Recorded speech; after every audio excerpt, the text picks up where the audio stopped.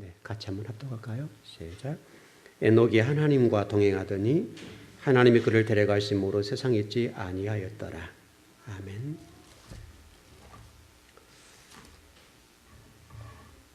예, 그 말씀이 깊어지면 깊어질수록 그 세상의 일들이 하나씩 놓아지는 것 같아요.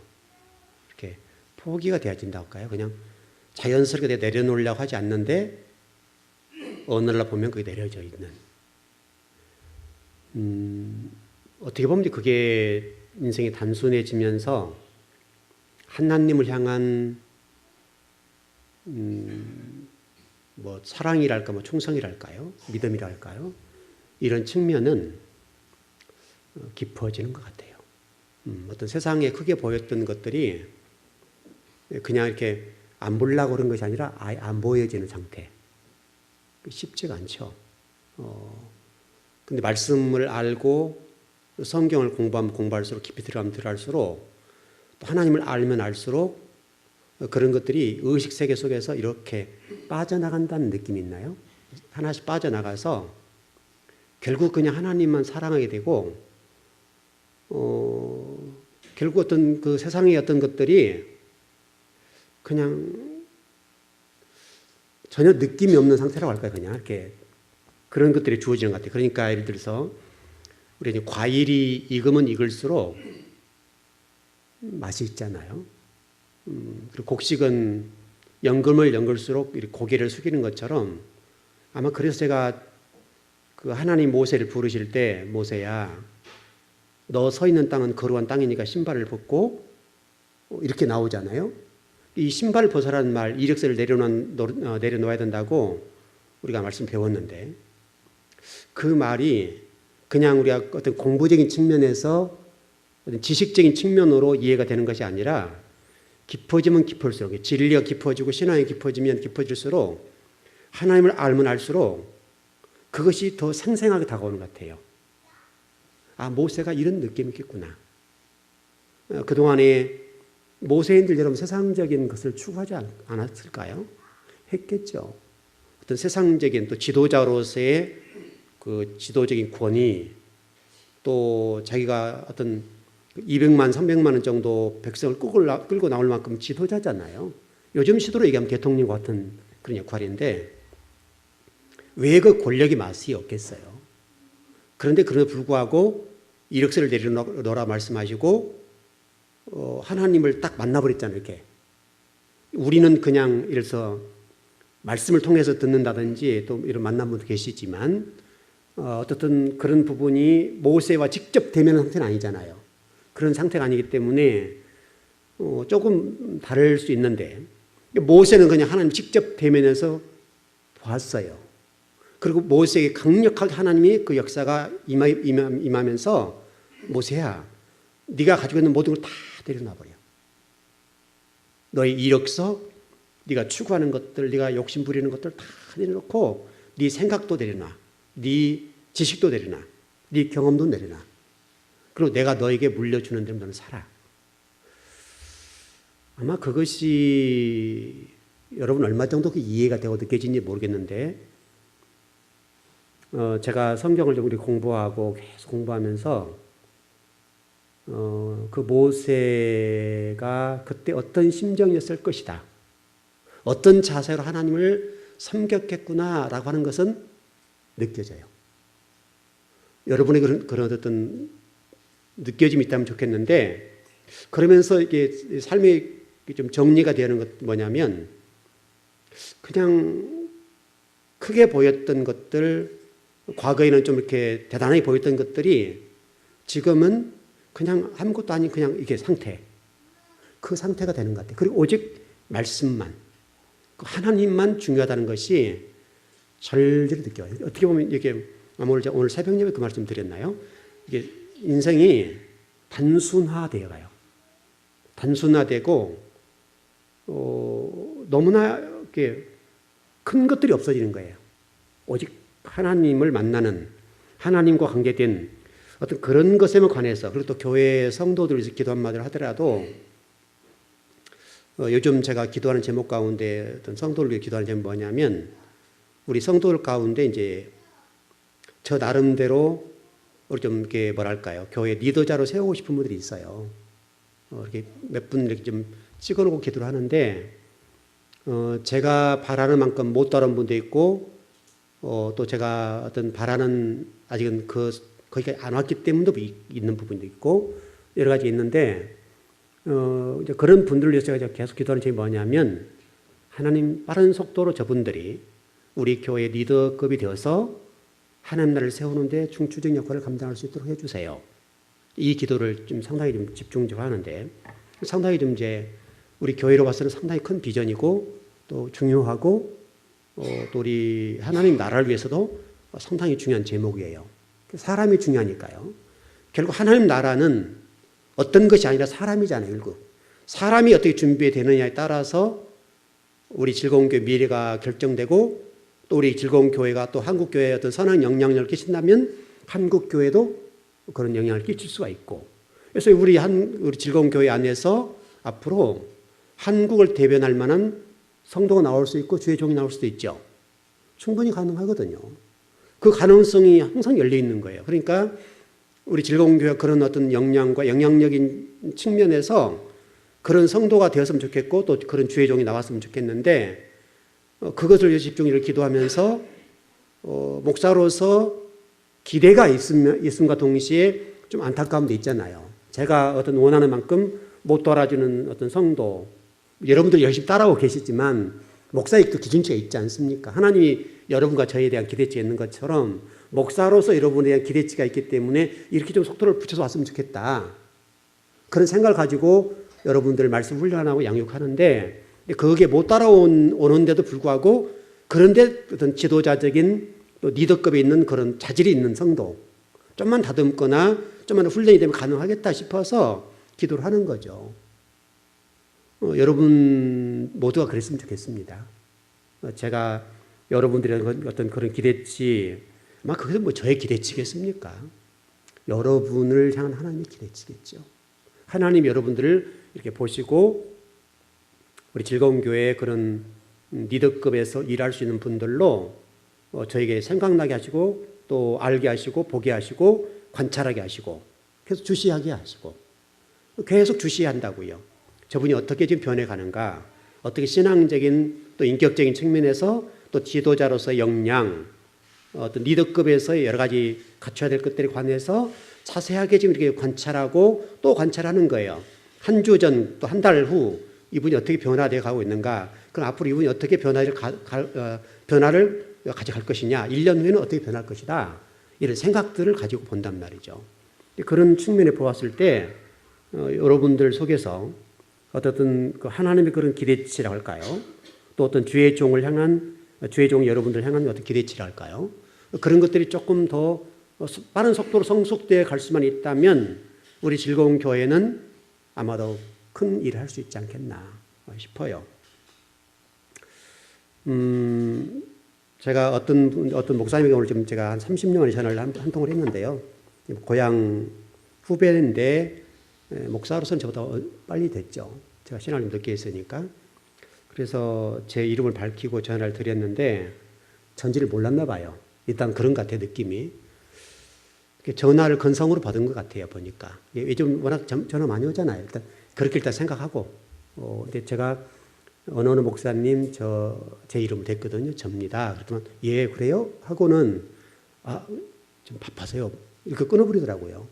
그래서 제가 생각이 뭐냐면 이 생각을 했어요.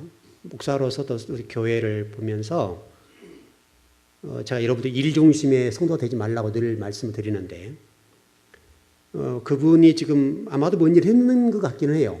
그 전화소리 요란했는데 뭔 일을 하고 있는 것은 분명한데, 전화를 받을 수 있을 정도면 충분히 받을 수 있는 어떤 상태 같은데, 바쁘다는 얘기를 하면서 나중에 전화를 드릴게요 했는데 전화가 안 왔는데, 아마도 잘못된 전화든지 뭐 좀 귀찮게 한 전화 같은 걸 느꼈던 모양이죠. 제 이름을 분명히 밝혔거든요. 그래서 제가 이 생각을 했어요. 우리 목회자들이 일 중심의 목회를 하면 안 된다. 사람이 중요하잖아요. 일단 저와 30년이 만나서 제가 그분이 어떤 도움을 줄지 모르잖아요. 또 그분이 교회를 이렇게 좀 건축 뭐 하셨다든지 하여튼 건축 중에 있다든지 그렇게 얘기를 들었는데 어떨지 모르잖아요. 제가 도움을 주면 몇 억을 또 이익 볼 수 있는 것이고 큰 유익을 끼칠 수 있는 것 아니에요. 그래서 조금 제가 생각을 많이 해봤어요. 그래서 전화 안 했어요. 또 제가 그렇다고 전화를 또 하겠습니까? 안 하지만은 제가 개인적으로 오늘 그 생각을 좀 해본 거예요. 목회자가 일 중심 목회를 하면 안 되겠구나. 일이 급하니까 그보다 더 중요한 건 사람이 더 중요하잖아요. 사람이 더 중요한데 또 저와의 대화는 지금 한 30년 만이거든요. 그 정도 대화니까 이번에 그 박 목사님 오셨을 때 제가 전화를 물어봐서 전화번호 알고 좀 전화를 드린 거였어요. 그랬는데 그렇게 전화를 받아서 제가 상당히 좀 많은 교훈을 얻는 거죠. 저 개인적으로 교회를 섬길 때 일 중심의 교회를 섬기지 않으려고 일을 쓰는데도 불구하고 다시 그게 새롭게 오는 거예요. 우리 목회자나 성도들은 일 중심보다 사람이 중요하다. 사람이 중요하다. 사람이 여러분 얼마나 중요합니까? 우리 즐거운교회 안에도 사람이 중요하잖아요. 그래서 우리 지금 즐거운교회 학생들에게 대학생들의 장학금을 지급하는 이유가 뭐예요? 그들 장학금 줘가지고 그들을 이렇게 올가밀려고 그런 거 아니잖아요. 우리 젊은 친구들이 우리 교회 미래다. 하나님 나라의 미래라고 하는 것이 우리 교회가 너희들이 주는 사랑이야. 그러니까 너희들이 그 미래니까 꿈을 꾸고 우리 교회와 하나님 나라에서 좋은 일꾼이 되어다오. 그런 의미잖아요, 여러분. 그런 의미로 우리 대학생들에게 장학금을 지급하죠. 지급하는데 그것은 장학금을 주는 데 목적이 있는 것이 아니라 너희들이 부지런히 성장해서 우리 교회의 기둥처럼 쓰임 받는 일꾼이 되어라. 하나님 나라를 위해서 그래라. 너희들 어른들이 이렇게 관심이 있고 목회자가 너희들을 사랑하고 관심이 있단다. 그걸 표현하는 거잖아요. 그럼 우리 청년들, 우리 대학생들이 우리 교회는 다른 교회 같지 않고 우리에게 사랑을 주고 있으니까 우리가 부지런히 성장해서 우리 성도들에게나 교회나 또 목사님 하시는 사역에 힘이 돼야 되겠구나. 좋은 직장에 취직해서 부지런히 하나님 나라를 위해서 물질 심어야 되겠구나. 이런 꿈을 꾸게 되면 지금 우리가 그들에게 교회 재정에서 장학금을 지급하게 되지만은 그 액수가 어떤 크고 작음의 문제를 떠나서 우리 즐거운교회 대학생들 가운데 정말 한 명만 제대로 잘 돼버려도 여러분 이해되셨죠? 한 명만 제대로 잘 되어서 우리 즐거운교회 좋은 리더가 돼준다면 엄청난 일일 거예요. 결국은 우리 즐거운교회 미래는 젊은 사람들이 있잖아요. 우리 집 어린 친구들에게 있고 우리들은 그것을 털을 잡고 가는 거고 그 다음 세대를 준비해야 될 것들이 교회니까 교회가 우리 젊은 친구들에게 그 사랑을 공급하면서 아무리 힘들고 어려워도 우리 교회 재정에서 학생들을 자금 줬잖아요. 학생들이 알 거란 말이죠. 뭐 자세히 알지는 모르겠지만은 분명히 교회가 재정적으로 쉽지 않지만은 많은 학생들, 대학생들이 많잖아요. 많은 대학생들에게 이 장학금을 주니까 본인들에게는 뭐 큰 액수 아닐지 모르죠. 그런 교회에 와서 굉장히 큰 건데 일반 교회에 비하면 큰 액수를 주는 거죠. 일반 교회에서는 주로 신학생 중심으로 장학금을 주고 일반 학생들 안 줘요. 근데 우리 교회는 똑같이 하자. 신학생만 만일에 장학금을 준다 한다면 일반 대학 다니는 친구들은 그럼 우리는 대학이 뭐냐 이렇게 볼 수 있단 말이죠. 제가 생각했던 목회자로서 그것도 하나님 사역을 이루는데 좋은 일꾼들이니까 똑같이 보는 거죠. 그것만 사역의 길이 아니라 그들도 앞으로 좋은 일꾼이 될 수 있다. 이렇게 보는 거죠. 그래서 이렇게 가는 건데 저와 여러분이 어떻든 간에 우리 즐거운 교회 미래를 위해서 여러분들이 좋은 일꾼이 되고 또 오늘 새벽 예배 때 이런 말씀 배웠지 않습니까? 에스겔서 오늘 15장이었습니까? 15장에 보니까 포도나무 비유였죠. 우리 요한복음 15장에 나와 있는 말씀처럼 이스라엘이 포도나무가 되어버린 거예요. 포도나무가 됐는데 문제는 열매가 없는 거예요. 열매가 없으니까 하나님 뭐라고 말씀하세요? 이 포도나무 좀 봐. 이 포도나무가 뭘 만들어서 써먹을 수 있냐? 이 나무가 못으로 쓸 수가 있냐? 아무짝에 쓸 데가 없다는 거예요. 그리고 이 포도나무는 오직 한 군데 쓸 데가 있는데 그게 어디냐면 불 피우는데, 불 떼는데 이것 외에는 써먹을 데가 없다 이거예요. 여러분 보세요. 출애굽기 9장 5절 6절에서 하나님 이스라엘 백성들에게 이렇게 말씀하셨잖아요. 너희들이 세계 민족 가운데 내 소유가 된다. 내 자식이 될 것이고 내 소유가 될 것이고 두 번째는 제사장이 될 것이고 세 번째는 하나님의 그런 백성이 될 것이다. 근데 이 세 가지는 엄청난 복이란 말이죠. 엄청난 복인데 이 복이 어디서 오냐라고 설명할 때에 내 말을 잘 듣고 내 언약을 지키면 그거예요, 여러분. 그러니까 저와 여러분이 귀하게 쓰임받는 거, 또 하나님 앞에 멋지게 쓰임받는 모든 비결과 원리는 뭐냐면 저와 여러분이 하나님 말씀을 잘 듣고 그 언약의 말씀대로 순종하고 지켜나갈 때에 하나님이 여러분들을 쓰시는 거예요. 쓰시는데 너무도 귀하게 쓰신다고, 너무도 귀하게. 여러분 사사기 말씀들을 한번 보세요. 사사기 말씀을 보면 사사기 가운데 쓰임받는 일꾼들을 보세요. 거기 보면 내용이 무슨 내용이 나온가 하면 하나님이 다른 민족들과 전쟁을 할 때 보면 그 전쟁 무기가 뭡니까? 다른 나라들은 전쟁 무기로 얘기하면 요즘 얘기하면 군사력은 최강인 거예요. 그런데 이스라엘 사람 들고 나간 게 뭐냐면 호미 들고 나가고요. 막대기 들고 나가는 거예요. 여러분 전쟁이 됩니까? 안 되죠. 게임 자체가 안 되는 거예요. 어떻게 이겨요? 근데 하나님이 말씀하세요. 나가서 싸워. 싸우라고 얘기한다고, 싸우라고. 여러분 그 드보라 바락 얘기 아시죠? 여러분 아마 제가 요한계시록 공부할 때 공부 좀 할 건데 여러분 바락이라고 하는 이 장군이 있어요. 바락이라는 장군이 하나님께서 드보라 선지자에게 이 사사에게 얘기해요. 바락을 통해서 나가. 그럼 내가 전쟁 승리하게 해줄게. 그래서 드보라가 이 바락에게 얘기해줘요. 너 나가 전쟁에서 싸워. 이길 거야. 근데 군사력이나 숫자적인 측면에서는 게임이 안 되는 거예요. 그러니까 이 바락이 드보라의 치마를 붙잡고 사사님께서 안 나가시면 저 못 나가요. 이러고 있는 거예요. 그래서 드보라 같이 나가주죠. 드보라 가서 아무것도 안 해요. 한 일 없어요. 가서 전쟁 구경하고 있는 거예요. 그런데 하나님이 이미 승리케 하신 거죠. 완전하게 승리한 거예요. 하나님께서 저와 여러분의 손을 붙잡아 주시니까, 바락의 손을 붙잡아 주시고 이스라엘 백성의 손을 붙잡아 주시니까 강대한 군사력과 수많은 군인들을 가지고 있다 할지라도 하나님의 손이 움직이는 대로 하나님이 그들을 쳐 부수니까 막대기 들고 나가고 호미 들고 나가고 그렇게 나감에도 불구하고 전차, 탱크, 요즘은 탱크라고 볼 수 있겠는데 탱크가 900승. 여러분 900대의 탱크가 몰고 오는 거 생각해 보세요. 어마어마한 거예요. 그런데 막대기 들고 나가고 호미 들고 나가는 사람들을 어떻게 이길 수 있겠어요, 그 사람들이. 그러므로 주님 오른손이 그 900대의 탱크를 부수니까 승리하는 거예요. 여러분과 제가 이 땅에 사람, 때로는 세상 사람들을 보게 될 때에 저 사람들은 기도도 하지 않은 승승장구 잘 되는데 왜 우리는 이래? 라고 할지 모르고 우리 어떤 자존감이랄까요? 또 세상을 바라보는 관점에서 왠지 패배의식을 가지고 있을 수가 있단 말이죠. 안 그래요. 하나님이 저와 여러분을 쓰시면 하나님이 저와 여러분들에게 힘을 보태주시고 오른손을 붙들어 주시면 충분하게 가능해요. 어떤 상황 속에 있을지라도 이길 수 있단 말이에요. 여러분 욥기서의 내용을 보면 그런 내용이에요. 욥이 왜 내가 하나님 앞에서 잘못한 것도 없는데 이와 같이 이긴들은 번영하고 잘 되는데 나 같은 의인이 왜 이런 고난을 당하고 내 자식들이 다 죽임을 당하고 내 모든 재산들이 다 이렇게 하루아침 풍지박산을 났습니까? 도대체 하나님 왜 이러시냐고. 도대체 이해를 못하는 거예요. 하나님 항변하는, 마치 하박국 선지자가 얘기하고 있는 것처럼 의인들이 왜 이렇게 핍박을 당하고 고난을 당해야 됩니까? 그럼 하나님 믿지 않는 사람들은 왜 이렇게 승승장구하죠? 라고 하면서 하나님을 따지는 거예요.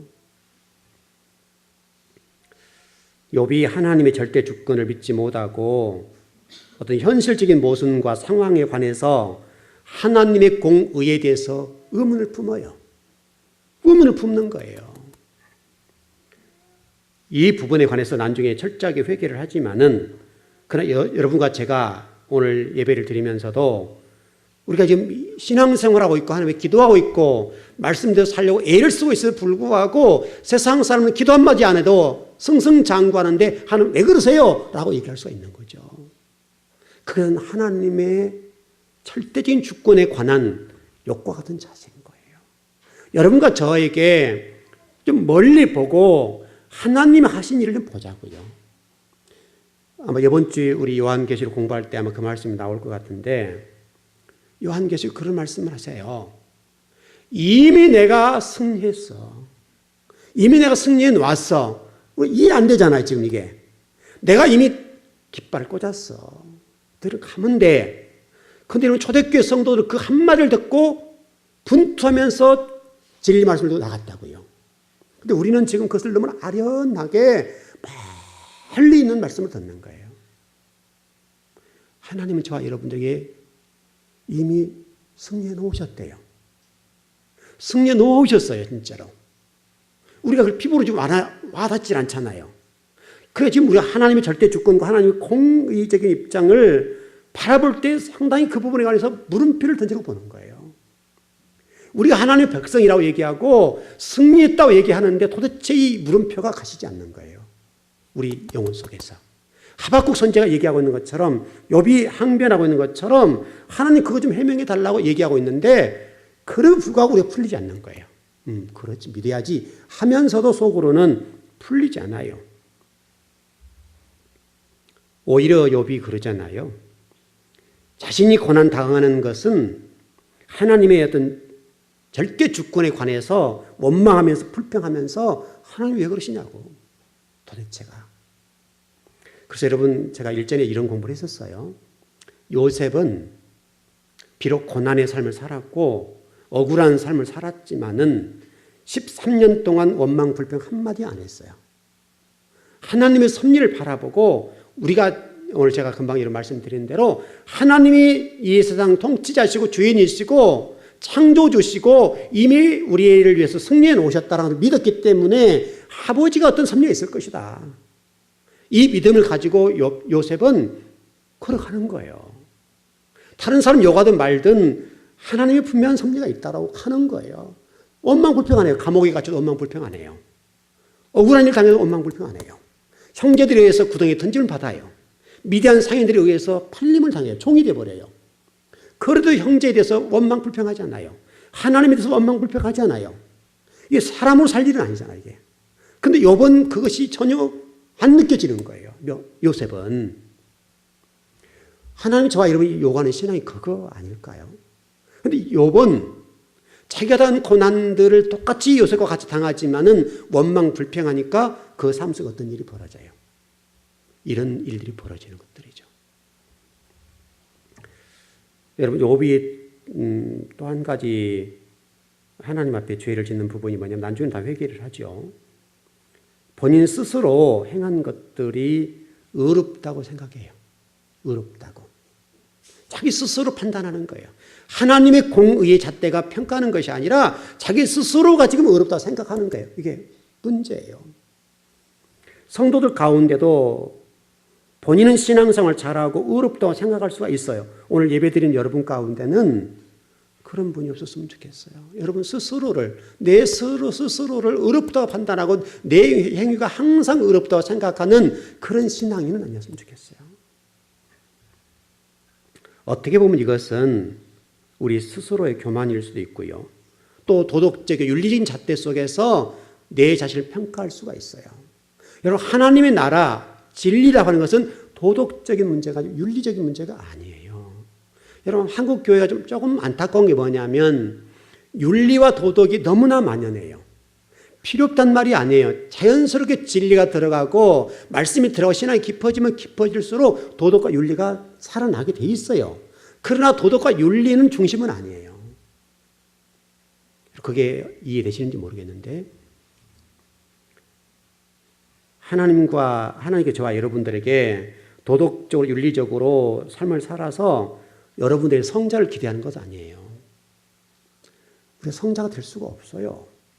어찌 우리가 성자가 될 수 있겠습니까? 중요한 것은 하나님을 부지런히 배우고 알아서 하나님을 아버지라고 부를 수 있는 거. 요즘 그런 거 있죠. 아빠 어디 간가? 그 프로 있죠. 그 아버지들이 한 거 보세요. 그냥 애들이 뭐 때를 쓰고 하다가도 아빠 한마디면 아버지들이 쫙 부르짖잖아요. 하나님이 그러다 하나님이 여러분들이 하나님을 향해서 아빠, 아버지라고 하는 그 한 번의 기도, 그렇게 고백하는 그 부분, 그것 때문에 우리 하나님 아버지가 그러신다고요.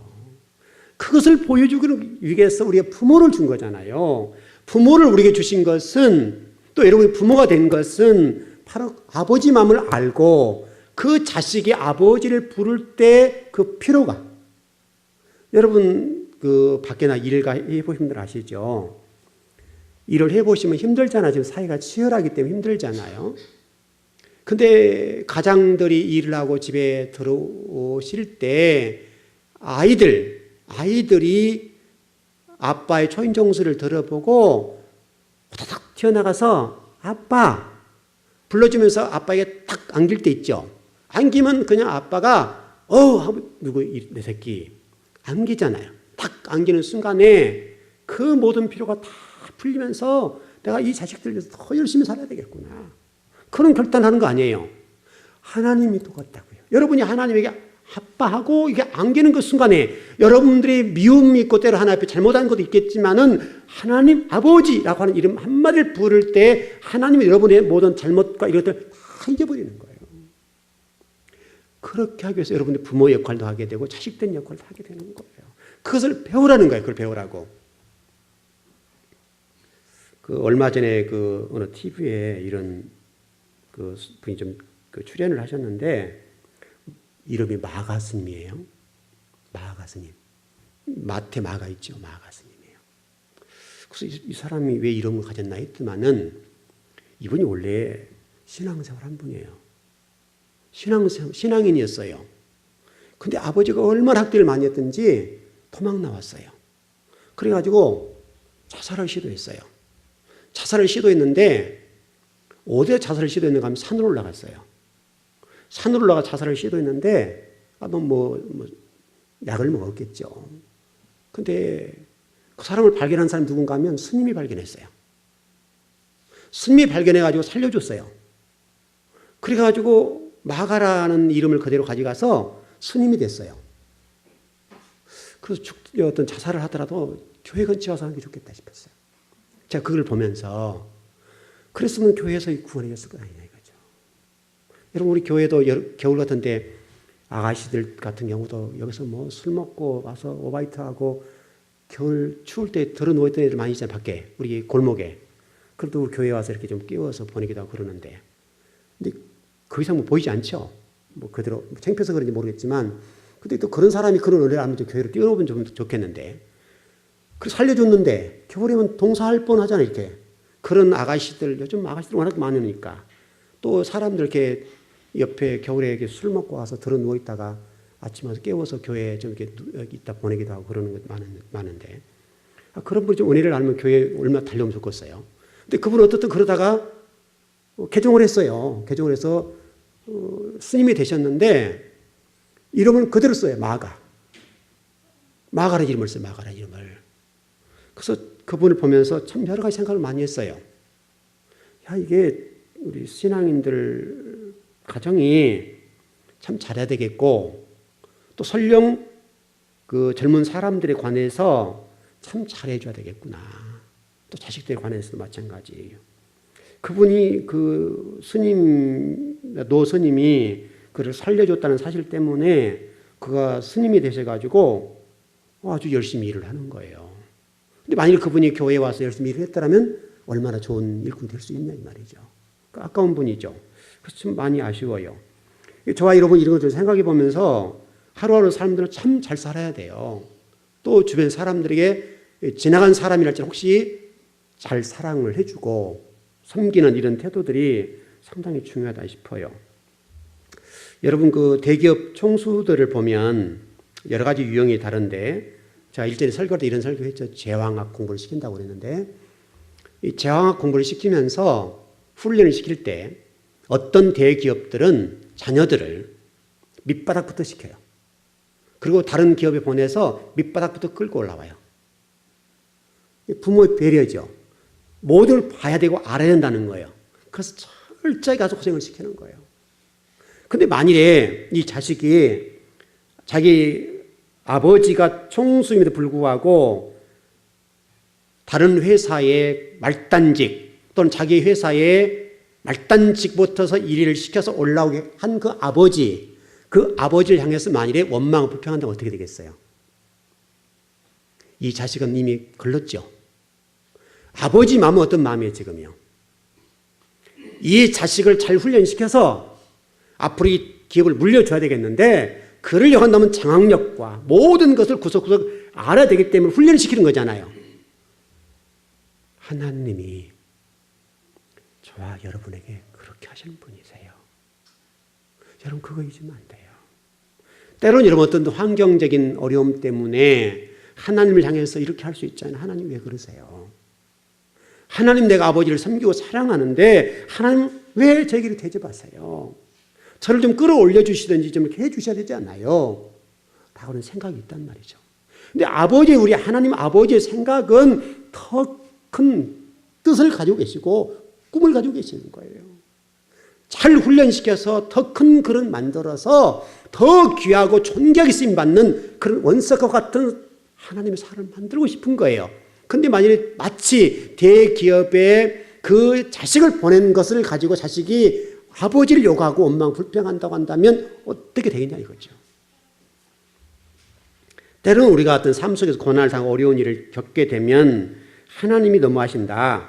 왜 하나님이 이렇게 하실까? 이런 서운함이 있을 수 있죠. 왜냐하면 우리가 좀 보면 때로는 조급함이 있잖아요. 우리에게. 조급함이 있기 때문에 그러는데 하나님은 전혀 조급하지 않으세요. 하나님의 시간표는 항상 현재예요. 현재형이에요. 하나님의 시간과 우리 시간이 다르다는 거예요. 하나님이 생각하시는 시간과 우리 생각이 다르기 때문에 항상 하나님 생각 속에서 움직이세요. 시간 속에서 움직이세요. 그러니까 여러분과 제가 좀 어떤 복이란 측면에서도 좀 빨리 받아서 좀 누렸으면 좋겠는데 하나님은 그 복을 받아 누릴 때에 여러분들이 더 하나님을 사랑하고 더 영광을 돌리는 그쪽에 초점이 있기 때문에 때로는 늦게 주실 때가 있단 말이죠. 아버지는 세상을 만드신 분이잖아요. 그러니까요. 그분은 정확하게 우리를 보셔요. 아세요. 아시기 때문에 아버지가 우리를 보시는 대로 정확한 시점에 정확하게 우리를 끌어올리실 거예요. 그러니까 여러분 혹시라도 현재 삶 속에서 어려움이 있으시거나 힘든 일이 있는데 그것 때문에 절망하지 않길 바라요. 그 고난과 그 역경 없이 어찌 하나님 나라를 위해서 일할 수 있겠습니까? 하나님이 여러분과 저를 훈련시키지 않고 어떻게 하나님 나라를 위해서 일할 수 있겠습니까? 저도 여러분들을 어떤 리더로 세울 때에 저도 관찰하잖아요. 한 분 한 분들을 관찰할 때 유심히 여러분들은 제가 관찰은 잘 모르지만은 저는 여러분 행동 하나하나 말 한마디 한마디를 다 관찰해요. 저분을 세웠을 때에 어떤 일이 있을 것이며 저분을 세워서 우리 교회에 어떤 긍정적인 요소, 어떤 마이너스 요소가 있을 것인지에 관해서 하나하나 체크를 하는 거예요. 왜 우리 즐거운 교회 공동체가 아름다워질 수 있습니까? 세우는 것이 목적이 아니잖아요. 세웠을 때 오는 어떤 좋은 일과 나쁜 일, 이것을 파악하고 있어야 되기 때문에 어떻든 간에 그럼에도 불구하고 세웠을 때 마이너스보다는 플러스가 많을 때는 세워요. 그래야 되지 않겠어요? 그러면 때로는 이러저런 일들 때문에 교회에서 잡음이 들릴 수가 있어요. 저는 그 잡음에 대해서 제가 입을 함구해요. 기다려요. 그분이 더 성숙하고 더 좋은 일꾼이 될 때까지 제가 함구하고 또 여러 가지 들으려고 하는 소리가 있지만은 제가 말하지 않아요. 그분에게도 말 안 해요. 저 개인적으로 느끼고 알면서도 모른 척해요. 왜냐하면 플러스가 더 많으니까. 더 발전할 가능성이 많고 이 정도 가면 이 정도 성숙해 있을 거라고 판단하기 때문에 그거 바라보고 기다려주는 거예요. 그럼 어느 순간 가면 성도들이 이렇게 성장하고 성숙해 가는 걸 보아요. 그러니까 얼마나 좋겠어요. 여러분과 제가 그 하나님을 이해했으면 좋겠어요. 알았으면 좋겠어요. 저도 여러분들 세울 때 그러는데요. 하나님 여러분을 세울 때 복을 주실 때는 오직 하겠어요. 하나님은요 수많은 사람들이 당했잖아요. 수많은 사람들에 의해서 하나님이 많은 실망을 하고 계시잖아요. 여러분에게는 그런 실수 안 하려고 하나님이 예를 쓰신단 말이에요.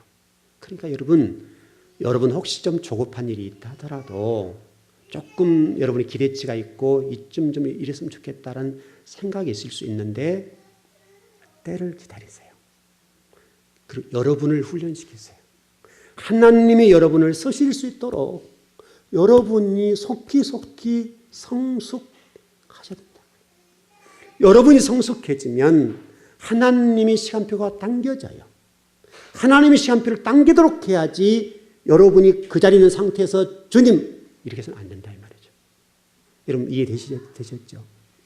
중요한 것은 어떤 현상의 문제가 아니라 여러분이 변화되고 하나님이 쓰시는 그릇만 된다고 한다면 이 나머지 문제는 자동적으로 해결돼요. 간단한 문제예요. 복잡하지 않아요. 근데 우리는 이걸 보고 나는 안 보는 거예요. 나를 봐서 주님이 나를 쓰실 것인가 말 것인가 이게 초점인데 우리는 이걸 보는 거예요.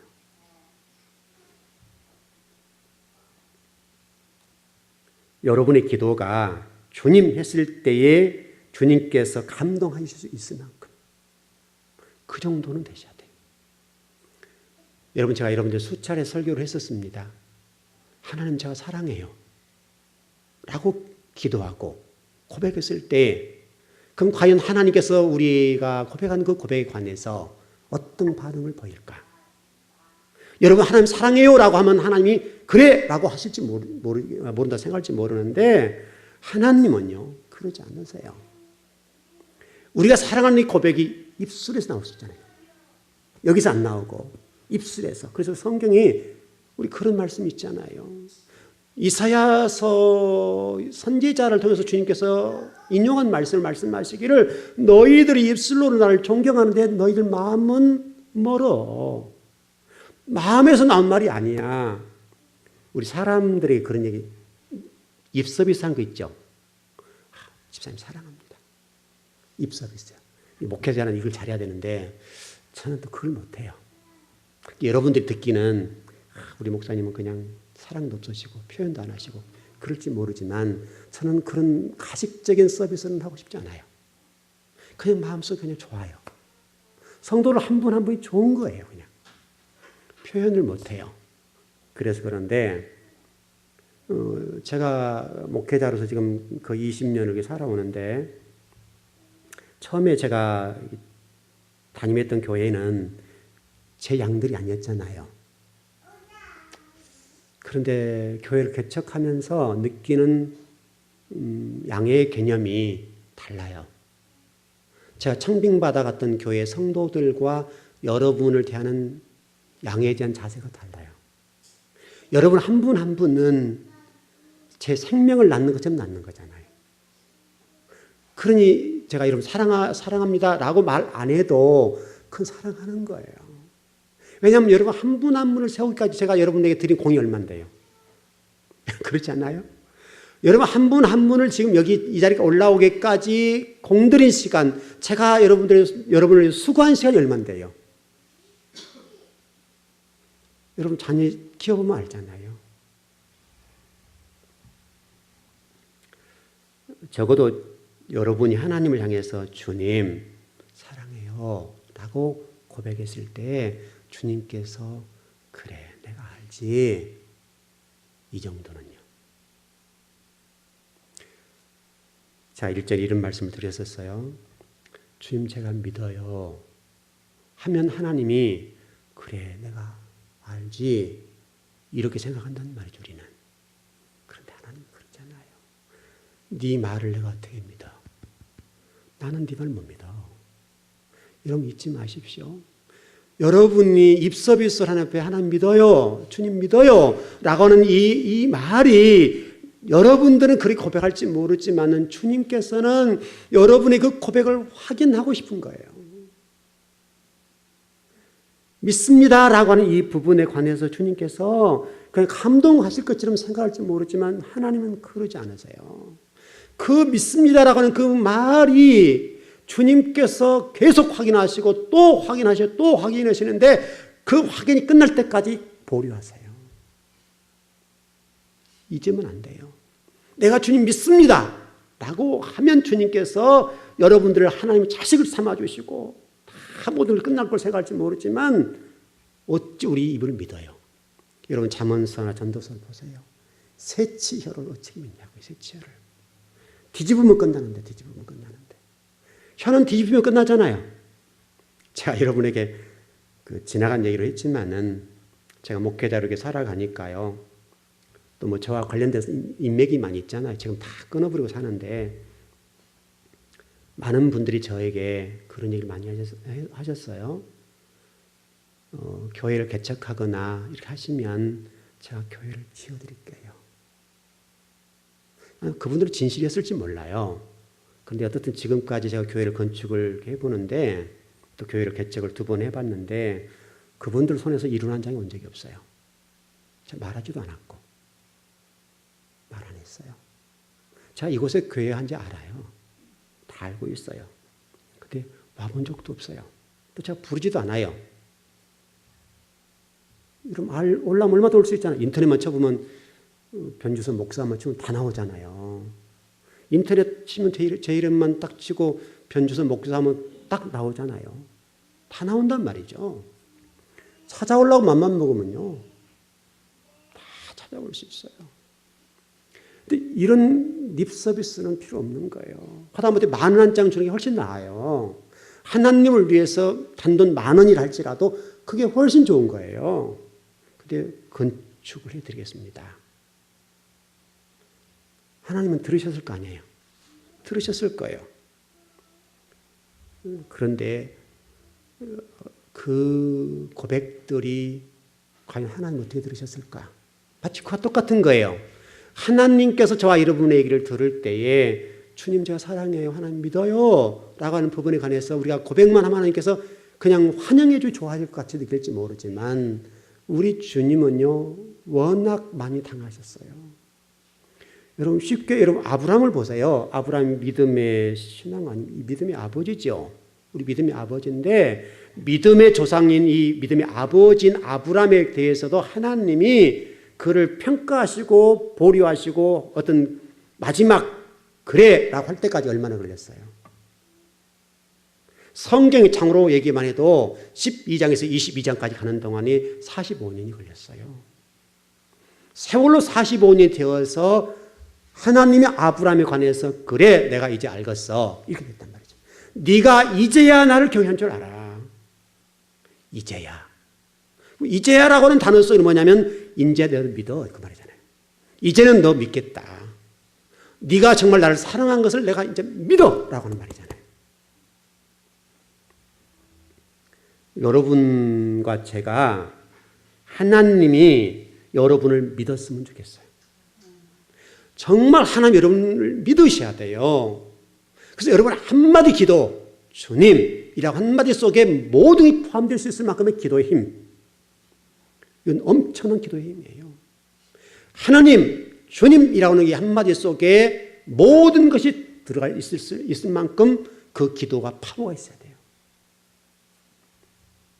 그렇게 되기까지 주님께서 저와 여러분들 검증하시고 검증하시고 또 검증하시고 또 검증하세요. 철저하게 하세요. 우리 교회도 마찬가지예요. 새로운 성도들은 어떻게 느낄지 모르겠는데 새로운 성도들은 그냥 등록만 해주면 제가 좋아할 것 같이 느끼잖아요. 그러잖아요. 그분이 들어와서 교회에 정착해 가는 과정 속에 제가 계속 검증해요. 그분들까지도. 저분이 우리 교회에 유익을 줄 것인가 아니면 우리 교회에 해를 가할 것인가에 관해서 유심히 관찰해요. 제가 일전에 우리 교회 개척할 때 그런 얘기를 했었어요.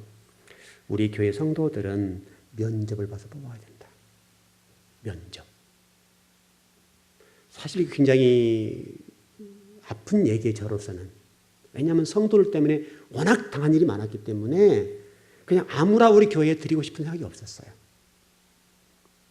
여러분 제 얘기를 이해하실 수 있나요? 이해할 수 있었으면 좋겠어요. 워낙 제가 성도들이 많이 당하고 그래 나서 우리 교회 성도들은 면접을 봐서 등록을 시켜야 되겠구나. 자, 그때 개척할 때 그 얘기를 하면 있을 거예요. 얘기를. 그래서 우리 교회 막 등록을 막 받고 등록서 막 내밀진 않잖아요. 하나님 찍어줄 때 이제 됐어 라고 찍어주실 때 그때 제가 장로님한테 말씀을 드려요. 장로님, 어느 분 등록서를 드리세요. 꼭 그렇게 해요, 거의가.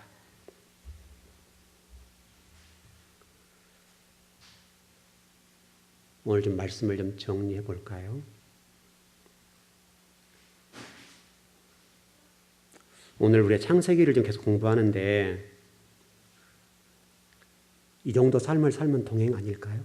우리 계속 동행 공부하는 건데요. 이 정도는 돼야 동행한다라고 얘기할 수 있어요. 여러분이 하나님 안에서 주님이라고 하는 말 한마디 속에 모든 게 포함되어 있고 아버지 사랑합니다라고 하는 그 한마디 속에 모든 게 포함되어 있고 주님께서 그렇지 내가 널 사랑하지 네가 나 사랑은 내가 알아 라고 하실 수 있을 만큼의 그 정도의 신앙 그 정도가 돼야 동행 아닐까요? 여러분이 아무리 주님 앞에 이렇고 저렇게 얘기를 해도 주님께서 여러분을 보시면서 이렇게 말하고 계시구나. 좀 두고 보자. 보류하시고 결제 도장을 찍지 않는 한은 아직은 아닌 거예요. 여러분과 제가 신앙생활 하면서 그냥 대충 하지 마시고요. 적어도 여러분 아브라함을 검증하시는 동안에 45년 걸렸다는 말을 잊으면 안 돼요. 여러분 믿음이 아브라함은 엄청 좋았어요. 생각해 보세요. 아브라함 믿음을 보세요. 그 아버지가 우상장사였잖아요. 근데 그 안에서 자식이 그 우상들을 어떤 글들을 보면요. 아버지가 그래요. 이런 얘기를 하거든요. 이 우상에 관해서 어떤 아브라함이 의문이 많았어요. 왜 아버지 이걸 만들어요? 라고 얘기하니까 이 우상들에서 이런저런 얘기를 막 해줘요. 그래서 이 우상들이 뭐 걸어다닌다 막 이런 식으로 표현을 하거든요. 그러니까 하루는 아버지가 자리를 비운 사이에 아브라함이 우상을 다 부숴버려요. 아버지가 돌아왔어요. 돌아왔을 때 아버지가 물어요. 아브라함이 깬 줄 알잖아요. 부숴본 줄 알잖아요.